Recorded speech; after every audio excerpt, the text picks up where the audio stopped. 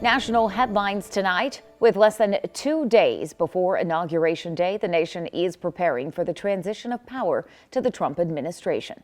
Across the U.S., thousands of people took part in their area's People's March.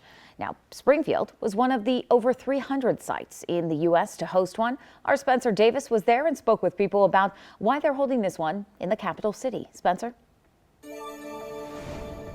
It may have been below freezing, but that did not stop the group assembled from using their First Amendment right to share their thoughts on the nation. More than 340 people's marches took place across the United States today. While the cold weather may have kept some inside, it didn't stop a group in Springfield from making their voices heard. Organizer Aaron Van Broeker says the sites the group marched to had symbolic reasons behind them. The significance is I sort of picked this place because it was a little bit of a trifecta. We've got the governor's mansion, the old state capitol, and then the new state capitol. And I just thought visually and as far as getting people's energy up and getting them excited and chanting that those monuments or landmarks would be important. In 2017, the group marched throughout the world under the Women's March name and brand. For participants in the march, the purpose is to vocalize their support for others. I want to be on the side of history that stands for protecting women's rights, protecting black people's rights, protecting gay people's rights, protecting trans people. Marzipan says assembling in a local community is important to show others they aren't alone.